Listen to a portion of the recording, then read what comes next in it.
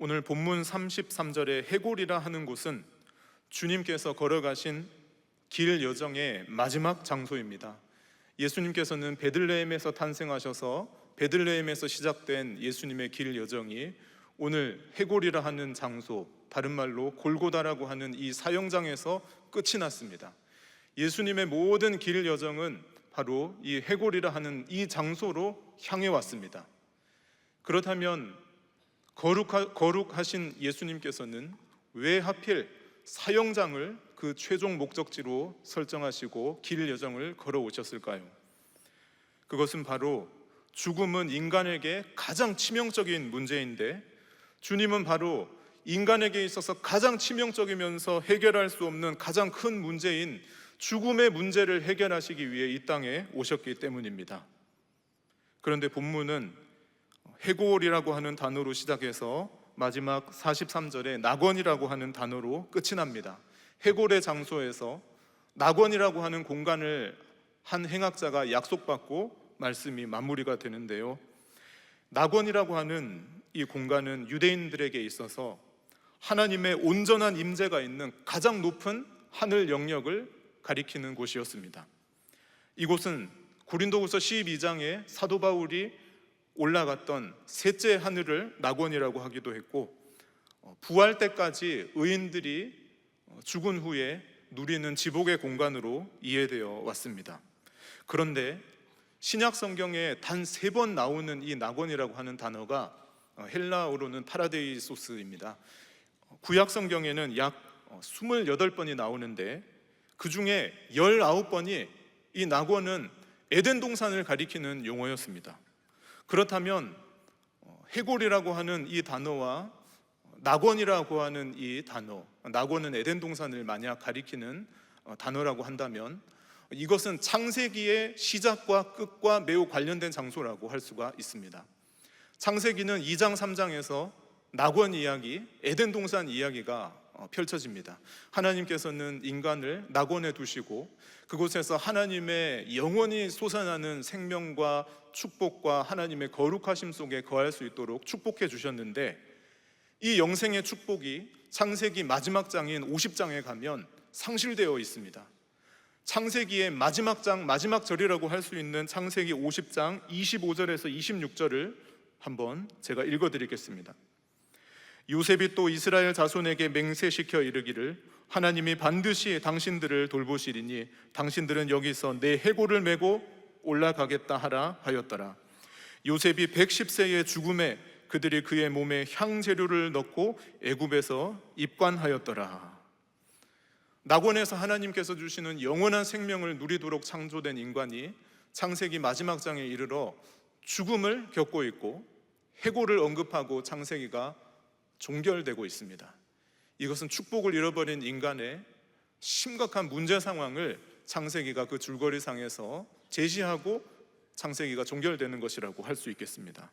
그런데 낙원에서 추방된 인간은 다시 낙원에 들어갈 수가 없습니다.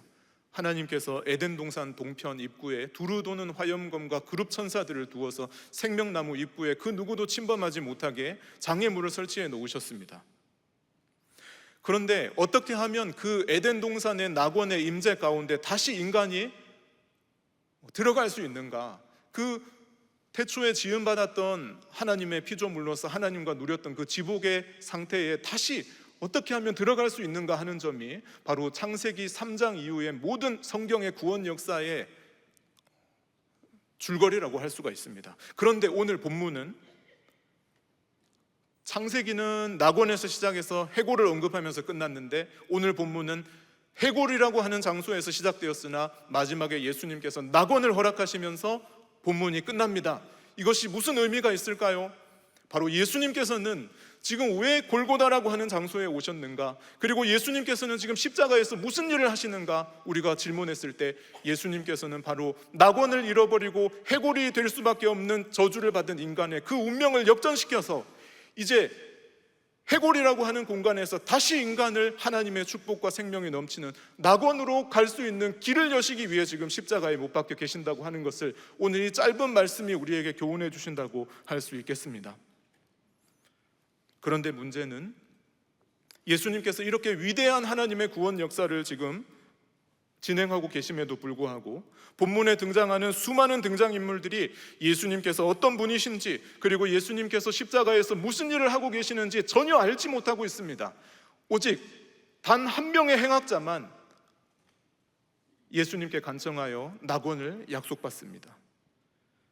우리가 분명하게 알아야 할 것은 예수님께서 어떤 분이시고 예수님은 지금 십자가를 왜 지고 계시는지를 먼저 알아보셔야 할 것입니다. 첫 번째로, 우리 예수님께서는 용서와 사랑의 십자가를 지신 예수님이시라는 것입니다. 그것은 예수님의 첫 번째 음성 속에 드러나 있습니다. 누가복음 23장 34절 말씀에 이에 예수께서 이르시되 아버지 저들을 사하여 주옵소서 자기들이 하는 것을 알지 못함이니이다.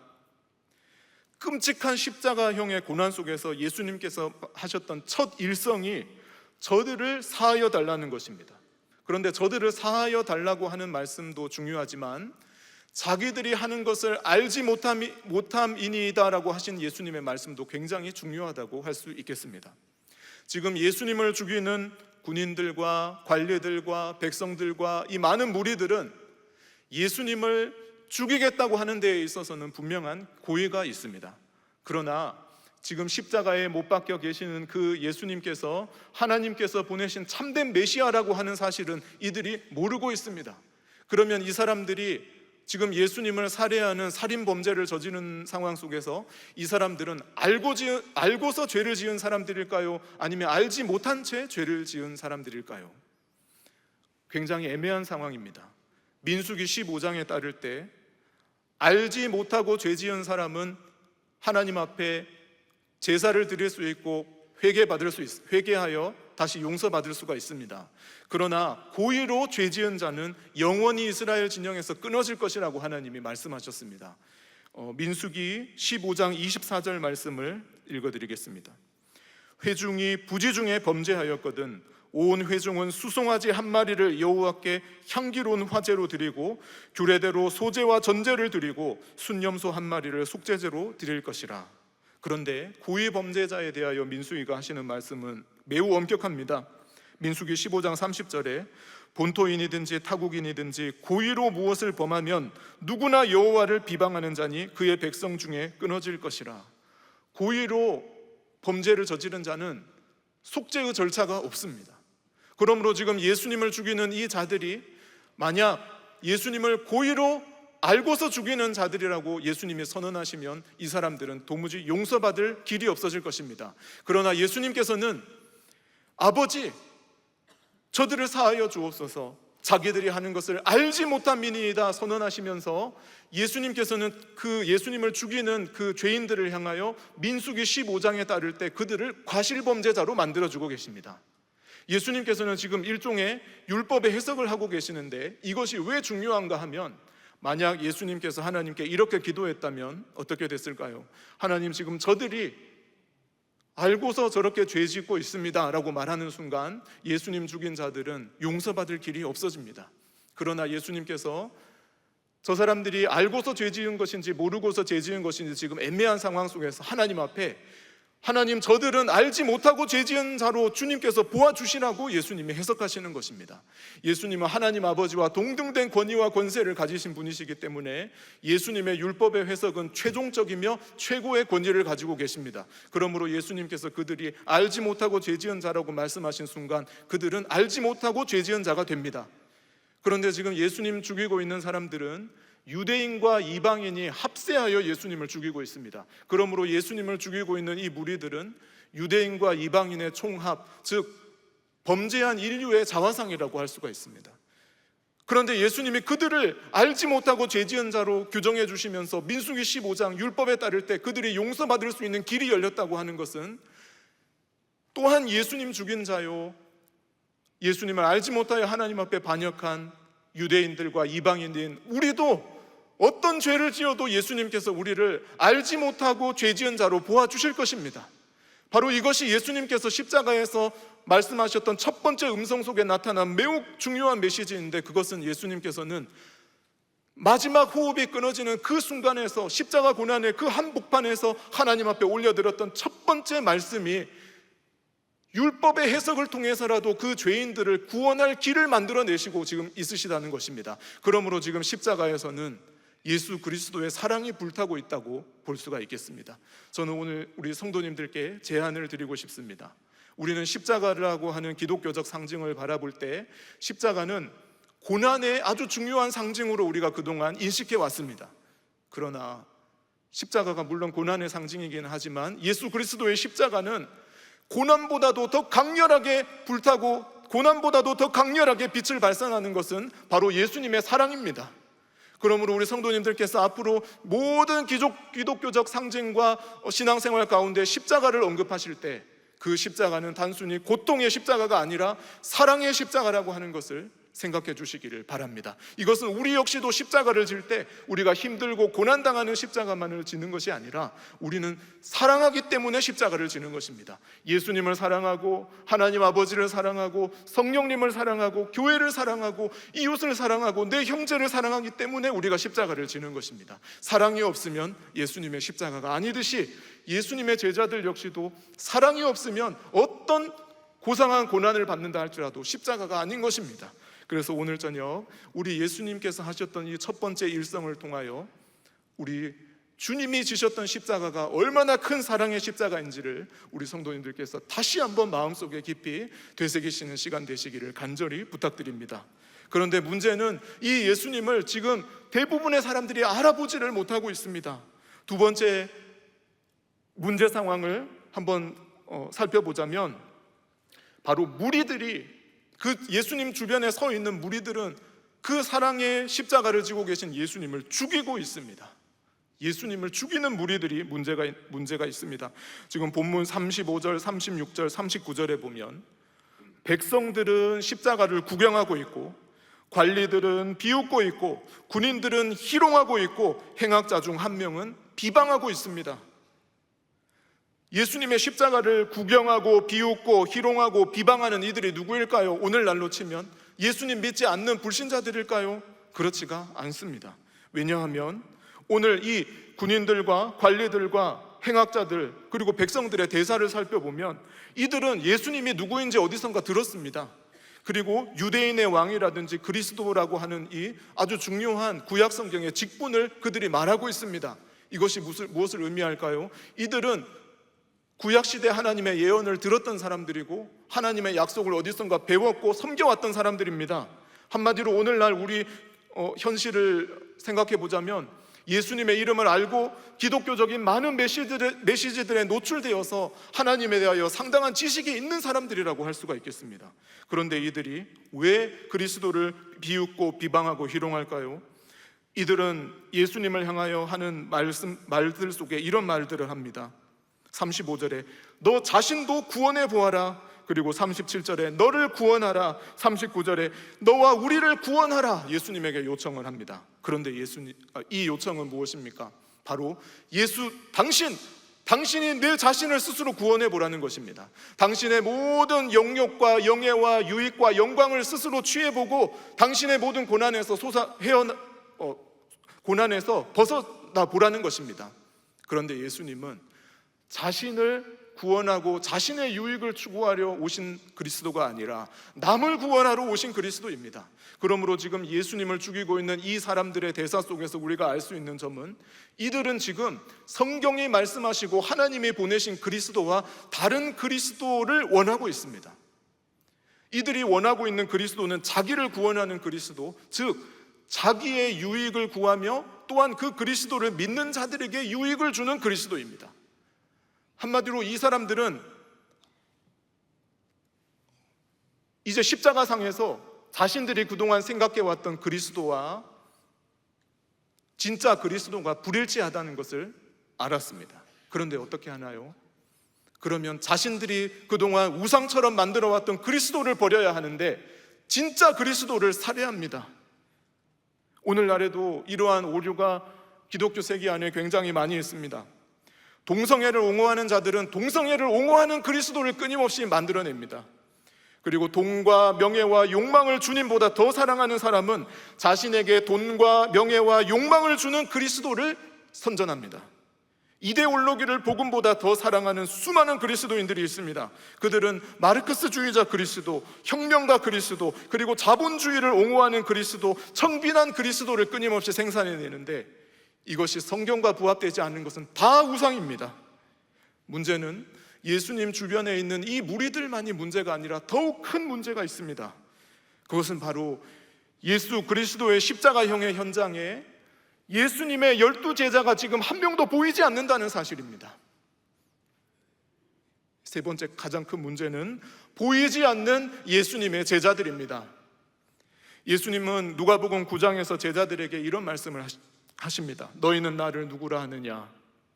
물으시자 베드로가 하나님의 그리스도이십니다 라고는 유명한 고백을 합니다. 그 이후에 이어지는 말씀이, 주님이 하셨던 말씀이 이와 같습니다. 제가 누가복음 9장 22절, 23절 그리고 26절, 27절을 한번 읽어드리겠습니다.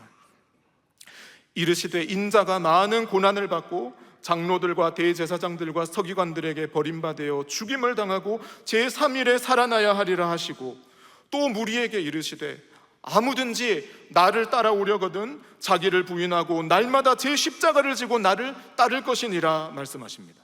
그리고 26절에 누구든지 나와 내 말을 부끄러워하면, 이것은 아마 문맥상에서 보았을 때 예수님의 십자가를 지고 쫓으라고 하는 이 말을 부끄러워하면이라고 하는 의미도 될 것입니다. 그러면 예수님이 어떻게 하신다고 하시는지 보자면, 인자도 자기와 아버지와 거룩한 천사들의 영광으로 올 때에 그 사람을 부끄러워하리라. 내가 참으로 너희에게 이르노니 여기 서 있는 사람 중에 죽기 전에 하나님의 나라를 볼 자들도 있느니라 주님이 말씀하고 계십니다. 예수님께서는 지금 누가복음 9장에서 주님은 하나님의 그리스도이십니다라고 하는 베드로의 대답을 듣고 나시자마자 인자가 많은 고난을 받고 죽임을 당하게 될 것인데, 너희들이 나를 따라오려거든 자기를 부인하고 십자가를 지고 나를 따라오라라고 하신 말씀은 인자가 죽는 그 자리까지 직접 따라오라고 하는 말씀입니다. 그리고 베드로, 내가 하나님의 그리스도라고 하는 그 진술이 진실한지를 아닌지를 바로 이 십자가 현장에서 확인하겠다라고 하는 의미가 될 수도 있습니다. 그리고 예수님께서는 그렇게 하셨던 그 말씀을 너희들이 만약 부끄러워하면 인자도 자기와 아버지와 거룩한 천사들의 영광으로 올 때 너희를 부끄러워할 것이라고 말씀하시고, 인자가 오시는 그 사건, 하나님의 나라가 임하시는 그 사건은 죽기 전에 볼 자도 있느니라 예수님이 말씀하셨습니다. 그러면 죽은 후에 볼 자도 있을 것입니다. 어떻게든 예수님께서 하나님 아버지와 거룩한 천사들의 영광과 함께 이 땅에 하나님의 나라를 가지고 오시는 그 사건은 반드시 올 것입니다. 그런데 누가 그 영광에 온전히 참여할 수 있느냐 했을 때 십자가를 지고 예수 그리스도를 따라가는 제자가 되어야 된다라고 하는 것이 누가복음 9장에서 말씀하고 있는 것입니다. 그런데 누가복음 23장 42절에서 구원받은 행악자가 이런 이야기를 합니다. 이르되 예수여 당신의 나라에 임하실 때 나를 기억하소서 하니, 지금 당신의 나라는 주 예수님의 나라이고 이것은 누가복음 9장에서 말씀하신 하나님의 나라가 도래할 때를 지금 이 사람이 알고서 이야기를 하고 있습니다. 지금 행악자가 어떻게 이러한 것들을 알게 되었고 행악자가 참으로 회개했는지 안 했는지는 잘 알 수가 없습니다. 그런데 지금 행악자가 어떻게 하여 이 복음을 알게 되고 주님 앞에 회개했는지는 본문에 따를 때 그렇게 중요한 게 아닌 것 같습니다. 지금 이 본문은 행악자의 입술에서 하나님의 나라가 올 것이다라고 하는 믿음이 고백됨을 통하여 누가복음 9장에서 하나님의 나라가 도래할 것이고 십자가를 지고 예수님을 따르는 자들이 참된 제자이며 하나님의 나라를 볼 자라고 말씀하셨던 그 예수님 말씀을 직접 들었던 제자들을 향하여 누가복음 23장이 지금 질문하고 있는 것입니다. 너희들은 지금 어디 갔냐는 것입니다. 지금 세베대의 두 아들들 야고보와 요한은 주님이 영광 중에 임하실 때 나를 좌우편에 앉게 하여 주옵소서라고 했습니다. 그런데 요한복음에 보면 십자가를 지시는 그때가 영광 받는 때라고 예수님 말씀하셨는데, 십자가에서 지금 예수님이 요한복음에 따를 때 영광 받고 계시는 그때에 영광 중에 주님의 좌우편을 요구했던 세베대의 두 아들들은 어디에 갔을까요? 그리고 누가복음 22장 33절에 주여 내가 주와 함께 오게도 죽는 데에도 가기를 각오하였나이다 말했던 베드로는 지금 어디로 갔을까요? 예수님께서 누가복음 22장 28절에서 30절에 너희는 나의 모든 시험 중에 항상 나와 함께한 자들인즉 내 아버지께서 나라를 내게 맡기신 것 같이 나도 너희에게 맡겨 너희로 내 나라에 있어 내 상에서 먹고 마시며 또는 보좌에 앉아 이스라엘의 12지파를 다스리게 하려 하노라 말씀하고 있습니다. 예수님께서 그 제자들을 부르신 이유, 제자들에게 비록 고난의 길이지만 십자가를 지고 인자가 고난당하고 죽는 그 자리까지 함께 따르라고 말씀하신 것은 예수님의 제자들을 고생시키려고 하신 것이 아니라 제자들을 시험 중에도 주님과 함께 있게 하시기를 원하셨던 바로 그 목적, 주님이 그 제자들을 너무너무 사랑했기 때문에 그 제자들과 함께 고난의 현장에도 같이 가실 뿐만 아니라 주님이 부활하시고 영광 중에 임하셨을 때 그 제자들이 주님과 더불어 세상을 통치할 하나님 나라의 영광과 권세를 주시려고 주님은 그 제자들을 너무너무 사랑하셔서 나와 함께 걸어가자 말씀하여 주셨는데 지금 그 제자들은 예수님의 십자가 상황에서 한 명도 보이지가 않습니다. 지금 구원받은 행악자가 예수여 당신의 나라가 임하실 때 나를 기억하여 주옵소서라고 이 이름 없는 행악자는 어디에서 들었는지 몰라도 예수님께서 하나님 나라가 도래할 거라고 하셨던 그 소식을 어디선가 듣고 지금 예수님 앞에 고백하고 자신을 구원해달라고 간청하고 있는데 예수님과 매일 함께 자고 먹고 마시고 예수님을 따라다녔던 12제자는 주님으로부터 직접 하나님 나라의 도래를 그 예수님 면전에서 들었으며 또 예수님이 직접 십자가를 지고 나를 따르라고 주님으로부터 들었음에도 불구하고 그들은 지금 어디에 있느냐고 누가복음 23장에 질문하고 있는 것입니다. 그리고 지금 그들은 어디에 있어야 하냐고 또한 23장이 질문하고 있습니다. 그런데 이 질문은 그 예수님의 도망가버린 제자들에게만 하시는 질문일까요? 아닙니다. 누가복음의 독자들, 초대교회 성도들과 2000년 세계교회 모든 교회 성도들에게, 그리고 오늘 이 저녁에 누가복음 23장을 읽고 있는 바로 저희에게 누가복음서가 말씀하고 계십니다. 당신들은 예수 그리스도의 제자이십니까? 그렇다면 당신들은 오늘 만약 누가복음 23장에 그 예수님의 고난의 현장이 이 땅에 펼쳐지는 그 시대에 있다면 어디에 있으셔야 하겠습니까? 바로 그것을 오늘 본문이 물어보고 있는 것입니다. 그렇다면 본문은 결국 제자들을 향하여 무엇을 요구하고 있는 것일까요? 바로 십자가에서 예수님을 죽이는 그 원수들을 향해서 그냥 가만히 주님이 있으셔도 됩니다. 혹 주님이 너무 화가 나셔서 아버지 저 고위범들을 기억하여 주옵소서라고 하면 그 사람들은 구원받을 가능성도 없어질 텐데 예수님께서는 끝까지 마지막 한마디라도 하나님 앞에 그들의 구원의 길을 열어놓으십니다. 아버지 자기들이 하는 것을 알지 못하여 죄 짓는 자들이니 용서하여 주옵소서. 그 십자가에서 불타는 사랑, 인류의 역사에 하나님께서 가진 속성이 무엇인지를 가장 역사의 한복판에서 십자가에서 지금 보여주시는 것이 무엇인지 묻는다면 그것은 바로 용서와 사랑의 하나님 아버지의 마음이라고 할 수 있겠는데 바로 예수님은 십자가에서 그 사랑을 보여주셨는데 제자들에게도 주와 함께 그 십자가를 지고 사랑과 용서의 십자가 고난의 길을 걸어가라고 지금 누가복음 23장이 우리에게 말씀하고 계시는 것입니다. 그리고 주님은 그 십자가를 통하여 자신을 죽이는 모든 유대인들과 이방인들의 총합의 구원의 길을 내시며 그들에게 생명의 길을 열어놓으셨듯이 해골에서 낙원으로 갈 길을 구축해 놓으셨듯이 예수님을 따라가는 모든 예수 그리스도의 제자들 역시도 십자가를 지고 주를 따라감으로써 우리 아닌 다른 이들과 세상을 향하여 생명과 구원의 길을 주님과 함께 그 길을 닦아 놓으라고 오늘 누가복음 23장이 우리에게 말씀하고 있다고 할 수가 있겠습니다. 그런데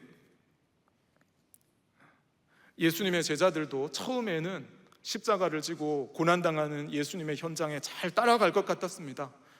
주님 다른 사람은 다 부인하더라도 저는 주님을 부인하지 않겠습니다 라고 베드로가 말했던 베드로의 고백이 마태, 마가, 누가 공관복음서에 다 기록이 되어 있습니다. 제자들도 아마 그때는 진실했을 것입니다. 그런데 막상 십자가가 진정으로 펼쳐지자 다 도망가 버린 이들의 모습을 보면서 우리는 그들을 비난하고 조롱할 것이 아니라 그리스도의 제자된 내 자신은 지금 어디에 서 있는가를 오늘 저녁 한번 성찰할 수 있는 시간이 되시면 좋겠습니다. 그런데 오늘 본문에 보면 너무나 많은 사람들이 그리스도를 알지를 못하고 있습니다. 이러한 상황은 바로 예수 그리스도가 누구이신가, 그리고 예수님의 십자가는 어떤 십자가인가, 그리고 낙원 가는 길은 어디에 있는가가 우리 인간의 육신의 눈에는 잘 보이지 않는다는 것을 오늘 말씀을 통해 우리는 확인할 수 있을 것 같습니다. 왜 그럴까요? 바로 낙원 가는 길은 십자가의 길 위에 놓여져 있기 때문입니다. 그래서 오늘 제목이 십자가의 길 위에 놓인 낙원 가는 길입니다. 십자가의 길 안에 들어오지 않으면 낙원 가는 길이 보이지가 않습니다. 그리고 십자가의 길 위에 낙원 가는 길이 놓여져 있기 때문에 십자가의 길을 걷지 않으면 낙원 가는 길을 걸을 수가 없습니다. 그런데 이러한 십자가의 길은 고난과 눈물과 수고와 섬김과 헌신으로 점철되어 있기 때문에 자신의 욕망과 쾌락을 극대화하는 인간의 본성적 육신의 눈으로는 그 십자가의 길을 보고 아연실색하여 도망가기가 우리의 본성에 굉장히 합치되기 때문에 우리 육신의 눈으로는 참으로 십자가와 그리고 낙원 가는 길을 온전히 바라볼 수 없다라고 하는 것입니다. 그렇다면 해결책이 없을까요? 예수님을 십자가 현장에서 다 버리고 도망가 버린 제자들과 군인들과 무리들과 백성들, 그들의 그 알지 못하는 눈을, 그 가리워진 눈을 치료할 치유책은 없을까요? 너무나 감사하게도 누가복음이 그 마지막 장에서 그 치유책을 말씀해주고 계십니다. 그 해결책은 주님이 우리의 눈을 열어주시고 성경을 열어주셔야 우리가 예수님을 온전히 바라볼 수 있다는 것입니다. 제가 누가복음 24장 30절에서 32절을 한번 읽어드리겠습니다. 그들과 함께 음식 잡수실 때에 떡을 가지사 축사하시고 떼어 그들에게 주시니 그들의 눈이 밝아져 그인 줄 알아보더니 예수는 그들에게 보이지 아니하시는지라. 그들이 서로 말하되 길에서 우리에게 말씀하시고 우리에게 성경을 풀어주실 때에 우리 속에서 마음이 뜨겁지 아니하더냐 하고, 첫 번째로 그들의 눈이 밝아졌다 하는 이 말씀을 묵상해 보겠습니다. 밝아졌다라고 하는 이 단어는 동사 디에노이크세산이라고 하는 헬라어를 번역한 것인데요, 이 디에노이크세산은 수동태 동사입니다. 문법적인 용어를 써서 정말 죄송한데 이것을 신적 수동태라고 합니다. 그들이 눈이 밝아진 것은 스스로 눈을 밝힌 것이 아니라 하나님의 초월적인 개입이 있었다라고 하는 것입니다. 바로 하나님께서 그들의 눈을 밝혀주셨을 때 그들이 부활하신 예수님이 누구이신지 알아보았습니다. 그 전에는 누가복음 23장에 나와 있는 구원받지 못했던 사람들과 똑같은 상태였습니다. 이 눈이 밝아진다라고 하는 것은 하나님의 작용이기 때문에 우리 인간의 능력과 힘으로 할 수가 없습니다.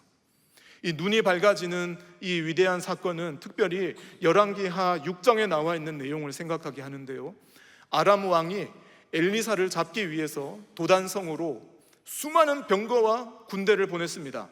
그러자 엘리사의 사환이 그 수많은 적국의 군대를 보고 두려워서 엘리사에게 와서 떨면서 어떻게 해야 할지 발을 동동 굴렸습니다. 그러자 엘리사가 이렇게 말합니다. 대답하되 두려워하지 말라. 우리와 함께한 자가 그들과 함께한 자보다 많으니라. 기도하여 이르되 여호와여 원하건대 저 사환의 눈을 열어서 보게 하옵소서 하니 여호와께서 그 청년의 눈을 여심해 그가 보니 불말과 불병거가 산에 가득하여 엘리사를 둘렀더라 이야기를 하고 있습니다. 하나님께서 눈을 열어주기 전에는 우리와 함께한 자가 저들과 함께한 자보다 많다는 것을 알 수 있는 방법이 전혀 없습니다. 그렇기 때문에 두려워하고 떨고 낙심하고 좌절할 수밖에 없습니다. 그런데 엘리사가 기도하여 하나님께서 그 사환의 눈을 열어주시자 불병거와 불말이 엘리사를 지키고 있으며 하나님의 위대한 사역을 보호하고 있는 성곽이 되어주고 계시는 것을 그가 보았을 때 더 이상 두려워할 필요가 없게 된 것입니다. 바로 이것과 마찬가지로 십자가의 길을 걸어가는 자들에게도 우리 주님께서 우리의 눈을 밝혀주실 때 우리가 두려움과 낙심과 고난과 여러 가지 힘듦을 극복하고 십자가의 길 그 이면에 놓인 하나님이 예비하신 낙원의 축복과 생명을 우리가 밝히 보고 기쁨과 감사함과 확신 가운데 전진할 수 있을 것입니다. 그런데 우리가 눈을 열어주시는 것은 하나님의 사역이기 때문에 우리가 열 수가 없지만, 또한 이 본문에서는 눈을 열어주시는 하나님의 역사가 언제 나타났는지를 우리에게 말씀해 주시는데, 그것은 그들이 예수님과 함께 음식 잡수실 때에 예수님께서 떡을 가지사 축사하시고 그들에게 떼어 주실 때 그들의 눈이 밝아졌습니다. 고대 사회에서는 함께 한 집에서 식사하고 먹고 마시는 것은 가장 뜨거운 친교의 행위입니다. 그러므로 이들은 예수님과 함께 식사하며 친교하고 있을 때 그들의 눈이 열어지는 하나님의 역사를 경험했다는 점에서, 우리 성도님들께서도 우리 스스로가 내 자신과 누군가의 눈을 영적으로 밝히는 것은 우리 힘으로 할 수 없지만, 우리의 사랑하는 전도 대상자들과 자녀들과 우리의 이웃들이 예수님과 함께 먹고 마시는 친교의 자리로 나올 수 있도록 하시는 일에 최선을 다하시기를 부탁드립니다. 예수님과의 이 친교는 언제입니까? 주일 예배입니다. 모든 교회의 공식 예배입니다.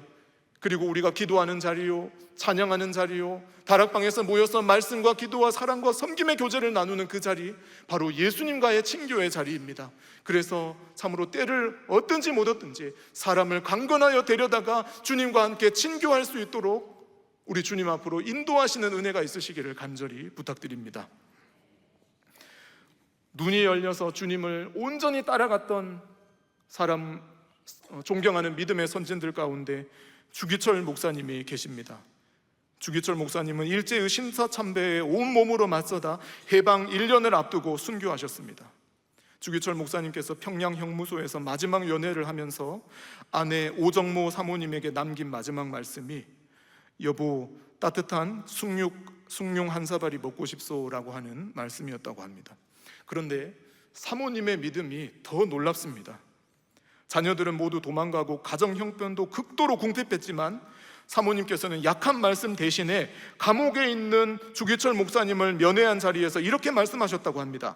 당신은 꼭 승리하셔야 합니다. 결단코 살아서는 이 붉은 문 밖을 나올 수 없습니다 라고 당부했습니다. 그리고 주 목사님의 입관 예배에서도 조용히 일어나서 비장한 얼굴로 조문객들을 향해서 이렇게 말씀하셨다고 합니다. 여러분, 지금은 울 때가 아닙니다. 지금은 기도할 때입니다. 제 아내가 이러한 믿음을 가지게 해달라고 기도하고 있습니다.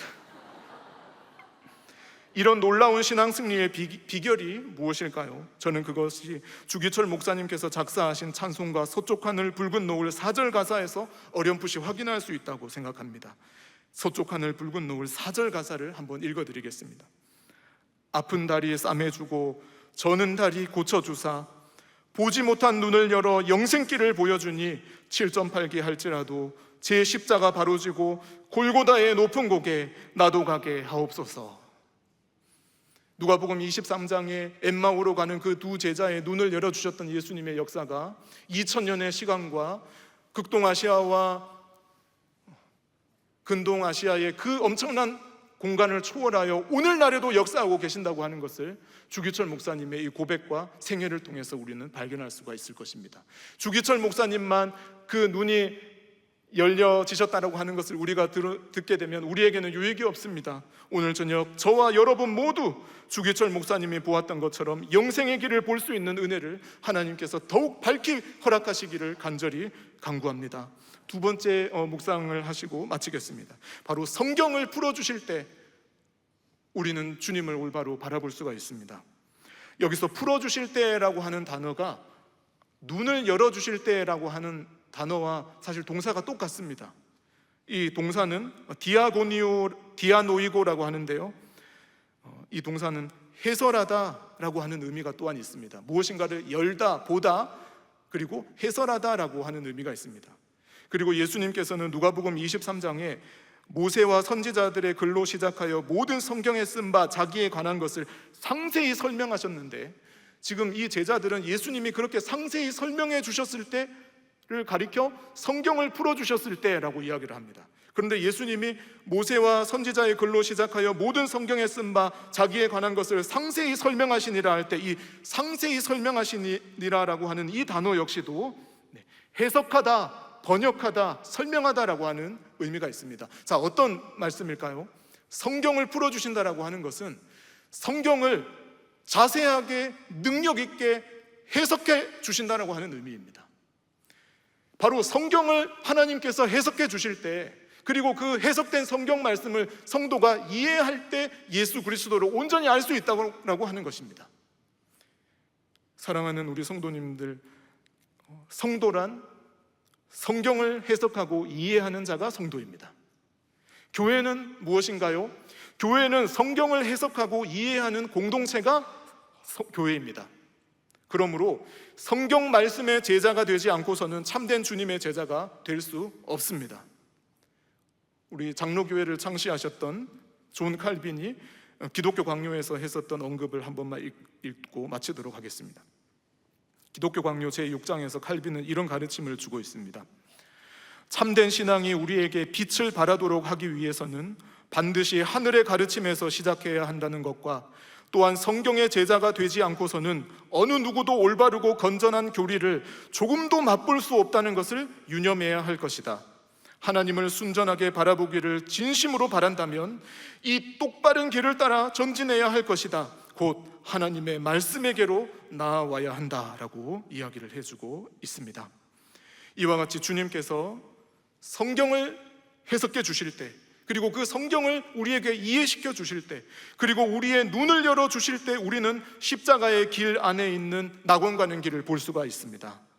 십자가의 눈물과 고난과 인내의 그 점철된 그 고난으로 덮여진 그 안에 있는 천국과는 보아와 하나님의 영광과 낙원의 길을 우리는 주님이 성경을 풀어주시고 우리의 눈을 밝혀주실 때 우리가 볼 수 있다는 것입니다. 그런데 누가복음 24장에서 엠마오 마을로 가는 그 제자들의 눈을 열어주시고 성경을 풀어주셨던 예수님의 역사는 장차 부활하시고 오순절날 성령님을 보내셔서 교회를 세우신 다음에 교회를 통하여 하실 예수님의 사역의 전조였습니다. 예수님께서는 바로 누가복음 23장에서 그들의 눈을 열어주시고 성경을 풀어주셨던 그 일을 하게 하시려고 교회를 설립하셨습니다.